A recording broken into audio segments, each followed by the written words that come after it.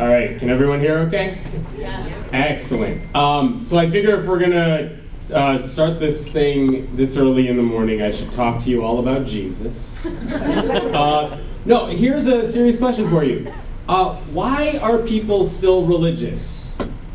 I want you to think about that, because when you think about all the books that have come out in the past decade or so, when you think about how all the demographics talk about how there's this rise of people who are non-religious, our ideas are getting out there more than they ever were before, and yet we are still not necessarily the most electable people. It's not like everyone's becoming an atheist, even if they're becoming less religious. So why do people still go to church is a question. If logic was enough, you figure we would have won by now in that sense. But we're still fighting an uphill battle in a lot of ways. And what I want to talk to you about is why that is. Why is it that people are still going to church if we have so many more ways to get our ideas out there? And I would suggest to you that the answer is because they're going to church for more reasons than they believe what the pastor is saying.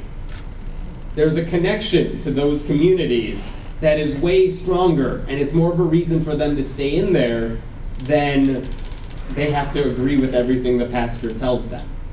And this is something we need to figure out soon. Have you guys heard of this group called the Sunday Assembly? Yep. Quote unquote, the atheist church. So they kind of figured out, they said, we want to take the best things church has to offer, and we want to just take God out of it and offer the rest of it, and maybe people will come. And they've really tapped into something. They are bringing people to their meetings who will never go to anything like this. But here's the idea. They said, if we can offer songs, if we can offer a sermon of sorts, but it resembles more of a TED Talk, and if we can offer community and that gathering, maybe that's enough. Maybe people will want to come to that because we're not talking about the God stuff. And their argument that they always use is, if you're walking down the street and your shoe has a rock in it, you're not going to throw away your shoe. You're going to take out the rock and put your shoe back on, and they hope to be that shoe, just with the rock tossed out. But I would argue they're kind of missing some of the biggest things. It's not just about being there and singing and hearing a sermon. That's not why people go to church. They're kind of missing the key ingredients that they need to keep people in that community. And maybe if we could figure out what those things are that are drawing people to churches, we can figure out how to help them leave religion and give them something else to fall back on. So let me give you an idea of what I'm talking about. The first thing is that churches just offer people a sense of purpose. About 10 years ago, I was doing this experiment where I visited a whole bunch of Christian churches for the first time in my life.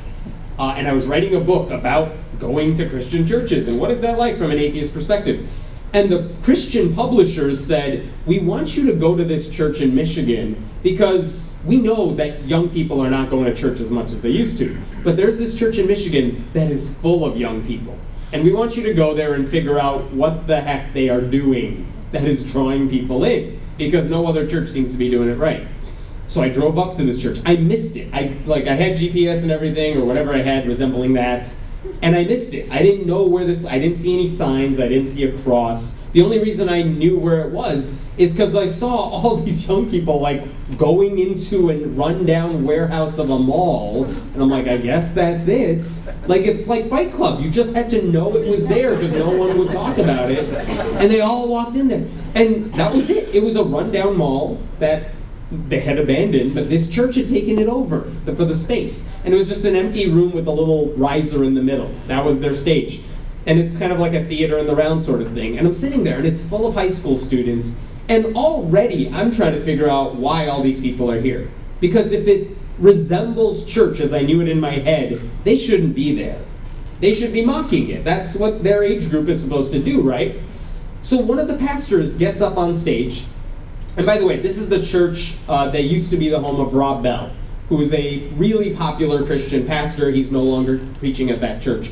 But one of the associate pastors gets up on stage, holds up a newspaper, and he says, have any of you read today's front page of whatever their newspaper was in Grand Rapids? And like no one raises their hands because they don't know what a newspaper is. And he's like, did you see the headline on the front page? It says something like 25% of the people in Grand Rapids are living below the poverty level. That's horrible. And he asked the church, he's like, what are we as a church going to do to fix this? That was the question he asked them. And they're all trying to think, like, yeah, what could we do to fix this? Because in their heads, this is something they can fix, which is amazing. And you knew the conversation wasn't going to end there, because when they go to their small groups over the course of the week, they were going to discuss this too. And everyone at that church, this is the sort of thing they talked about. Real problems that they, as a church community, could help solve. Now, maybe poverty is too much of a thing to tackle or something, but they all, at least at that time, they thought it was plausible. That's really neat. I am part of no community that thinks they can do that. I don't think Congress or state legislatures think they can solve that. But the people at that church who were 14, 15, 16, they thought they could fix this. And that's an amazing thing. Like, how could you not want to be a part of that church? I want to be a part of that church. And I care about nothing else that they're talking about. But here's the thing. People want to feel like they are part of something bigger. And how often do we give them a chance to do that? I don't know. I don't think we really do. And think about the other things churches do. And I know a lot of you come from church backgrounds too. How many churches offer mission trips where you are going around the world? Yeah, you're preaching, but you're trying to help people who are so far away from you.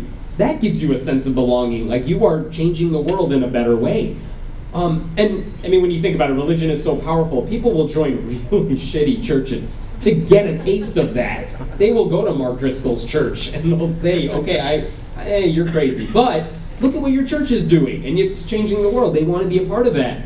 This is one reason. If you ask, I suspect that if you ask a lot of these people, do you actually believe in what your pastor is saying? Do you believe what they say about evolution and gay marriage, about women? I suspect a lot of them would say, no, I don't really agree with my church on those stances.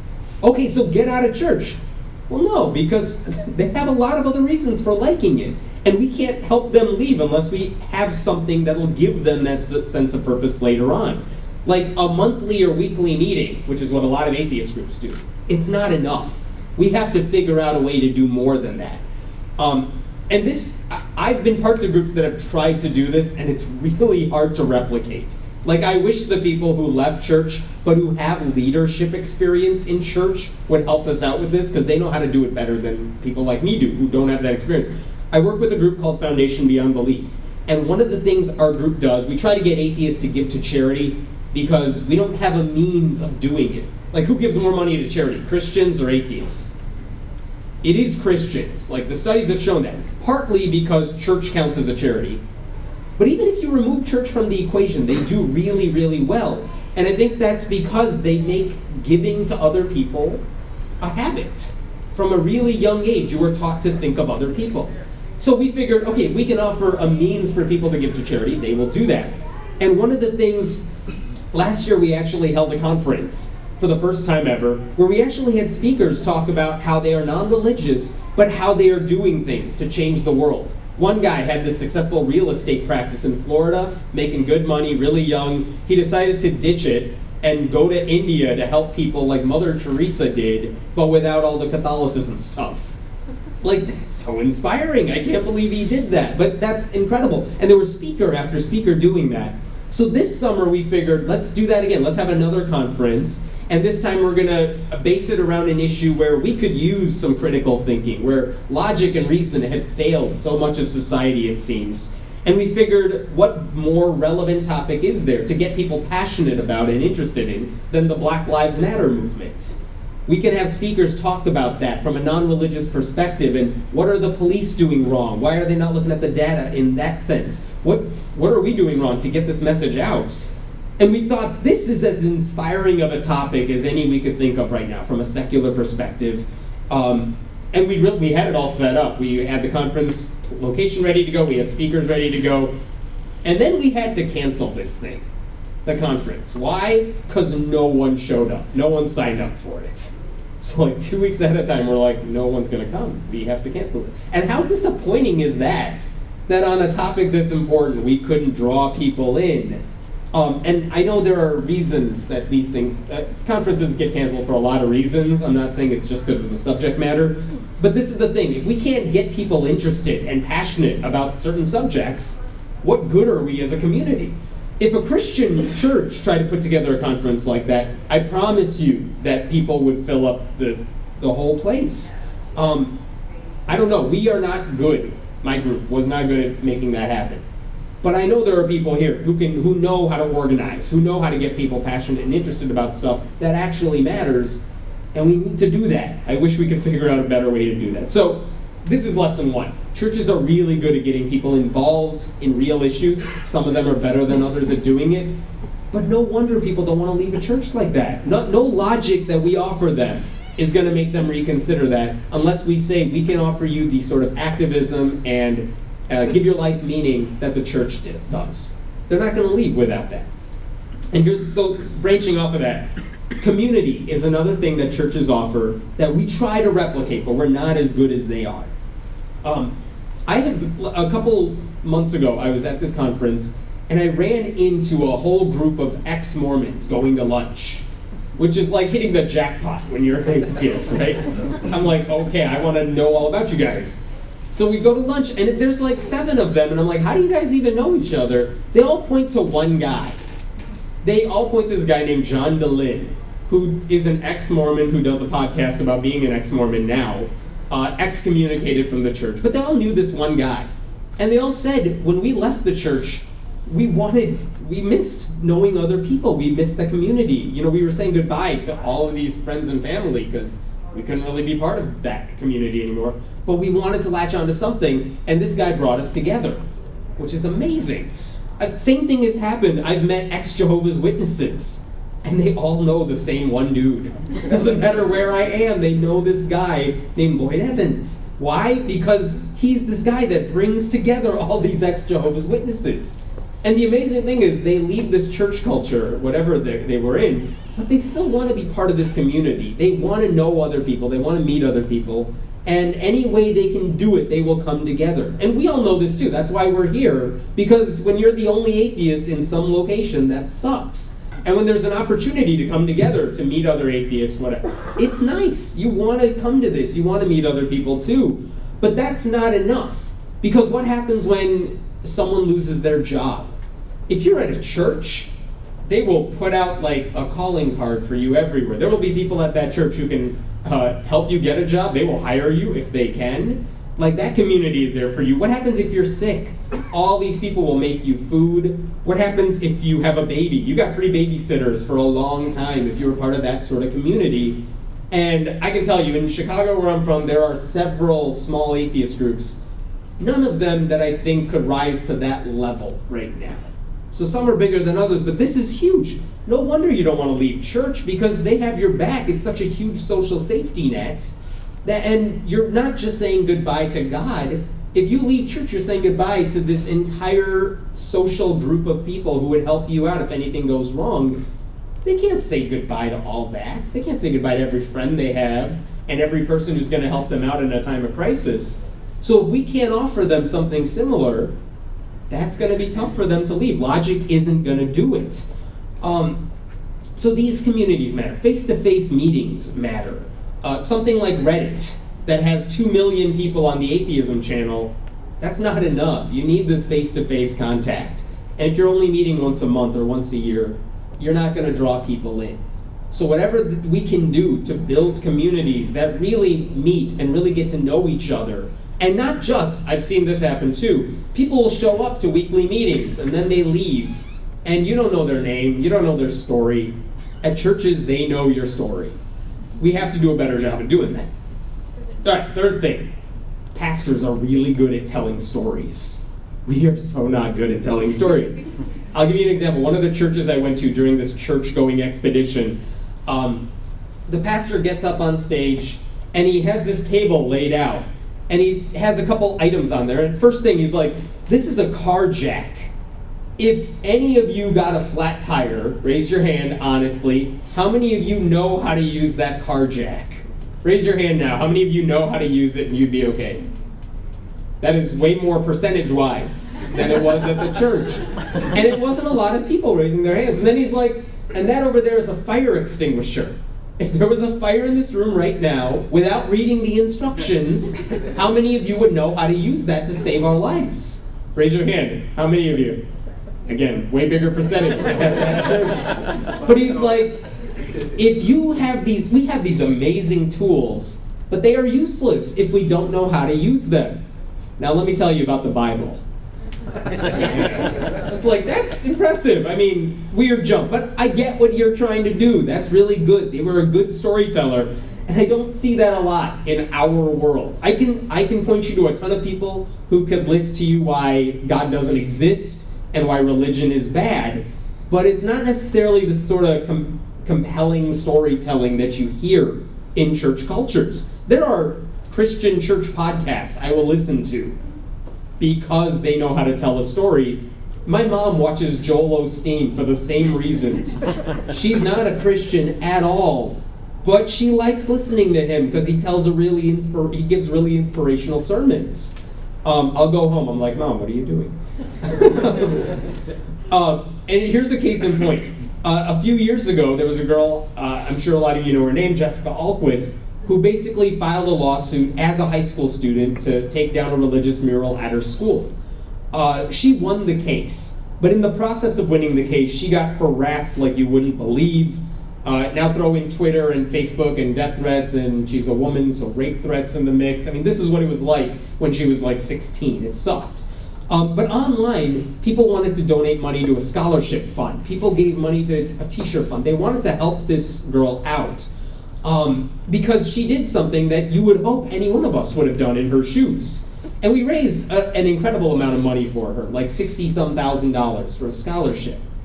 But going back to Foundation Beyond Belief for a second, one of the things we tried to do is get a secular mission trip going. We actually, last year, we sent 4 people to Africa, and they traveled around and did some amazing things without all the preaching. It was amazing.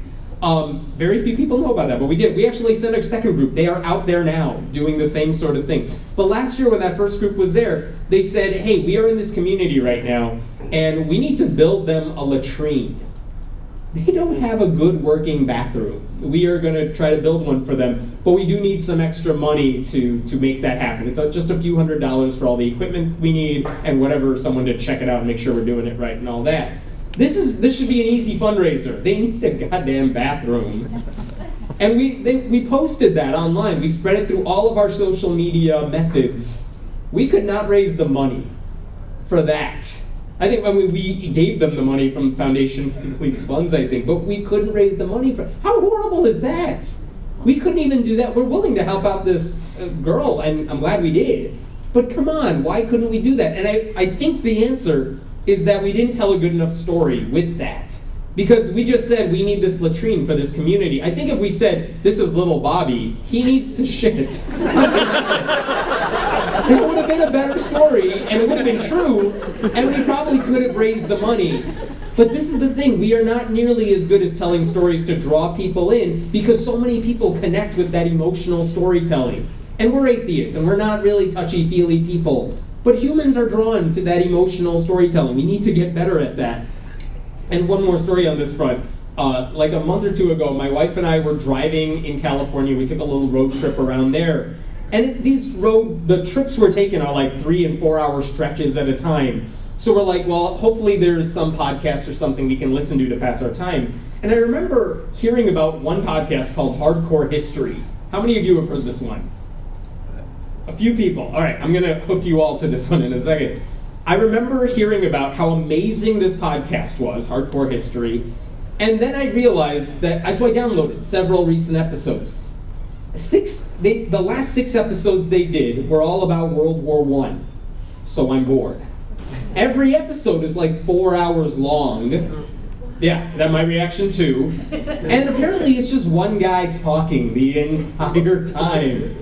And this took them like 2.5 years to put out those 6 episodes. Because apparently the story, they were going to tell you about World War I, the history of World War I, but this is like 24 hours total. I'm like, this sounds like torture. I went in high school, I would not have been able to sit through a 45-minute lecture on this.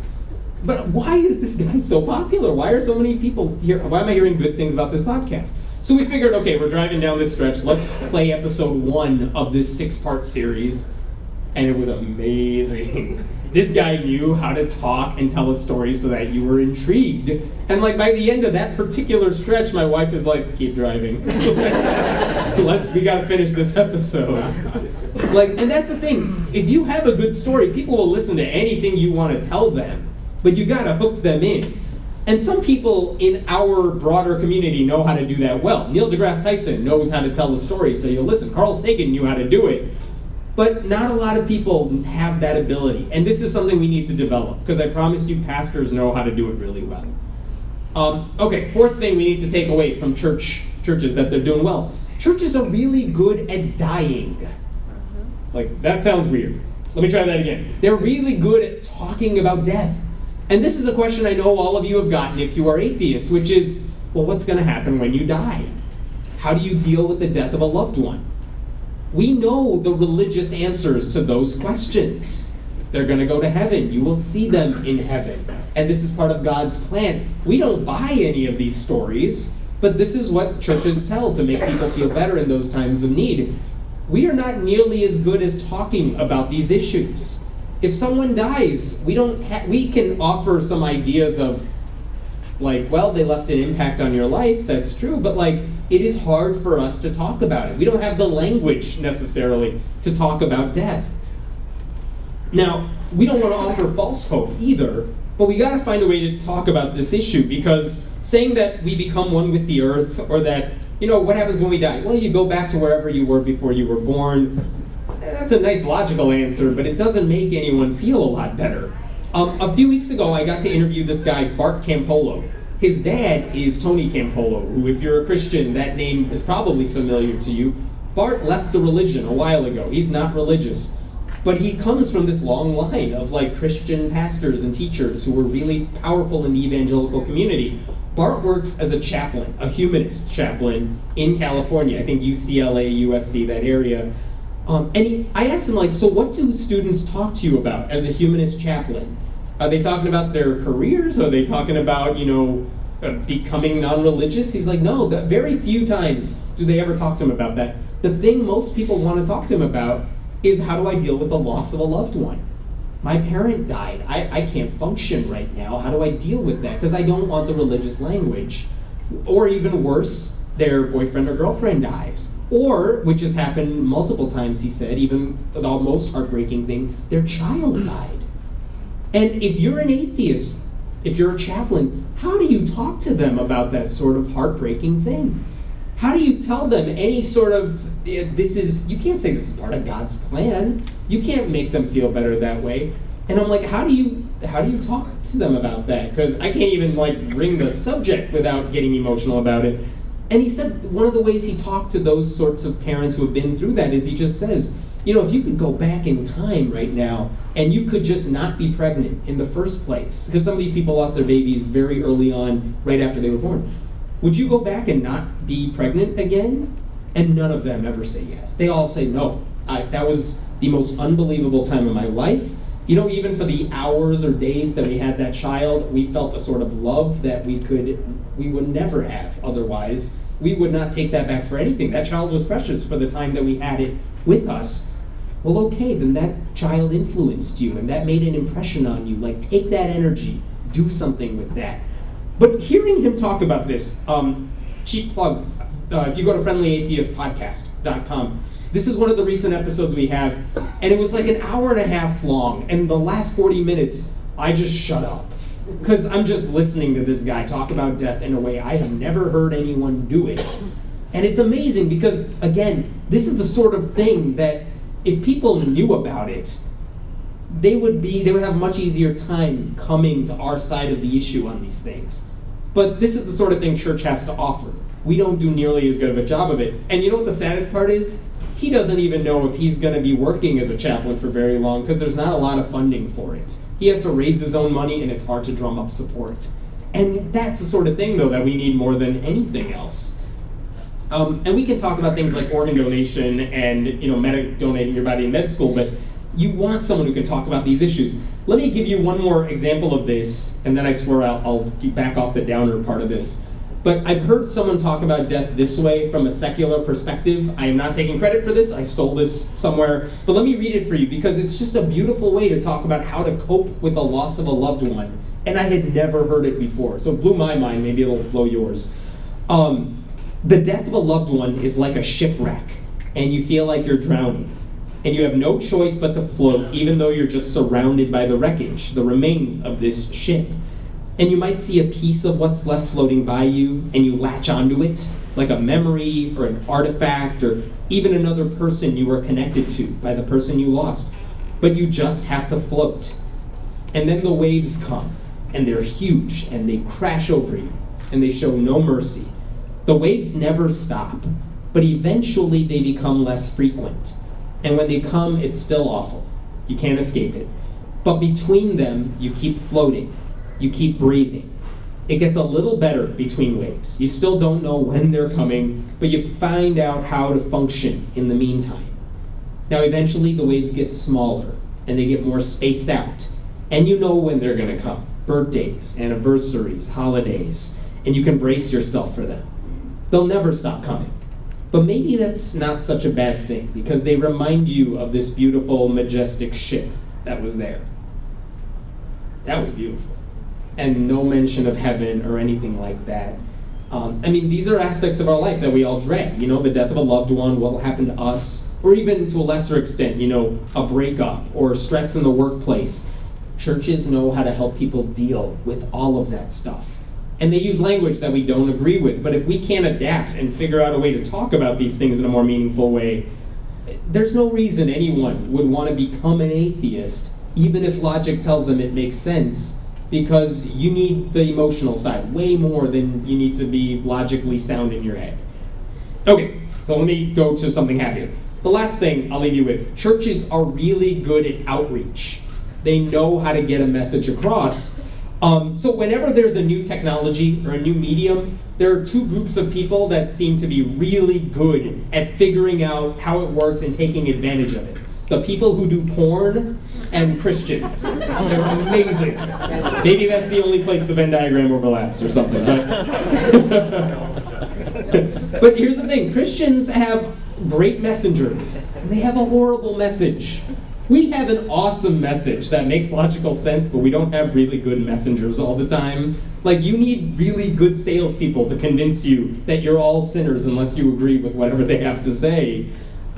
So, if you don't believe me, go to YouTube and type in atheist. You will see what I'm talking about. We will mock you to try to get you to our side, and then we wonder why people don't always, why we're so ineffective. But a quick thing about this. So about a year and a half ago, 2 years ago, this guy in Chicago, he teaches a filmmaking class at a local college. He actually teaches YouTube, which is kind of cool that they have a class on this. He said, I want to make a documentary about young atheists. I've written a lot about young atheists. He's like, can I talk to you for an interview, and maybe you can get me on the right track? So